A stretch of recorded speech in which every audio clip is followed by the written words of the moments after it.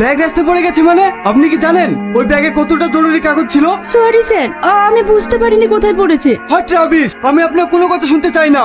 আপনি যদি এমার্জেন্সি ব্যাগটা খুঁজে না পান তাহলে আপনাকে আমি কাজ থেকে বার করে দেবো। এমন বলবেন না স্যার, আমি যা করে হোক ব্যাগটা খুঁজে বের করব। এক্সকিউজ মি, আপনার সাথে একটু কথা ছিল। কে আপনি? আপনার সঙ্গে আমার কোনো কথা নেই, যান এখান থেকে।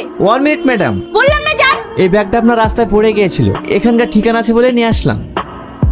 ছেলেটার সাথে এমন ব্যবহার করা তোমার ঠিক হলো? যে তোমাকে বিপদ থেকে বাঁচালো তার সাথে তুমি এমন ব্যবহার করলে? ছেলেটি সত্যিই ভালো, আজকাল এমন মানুষ খুব কম দেখা যায়।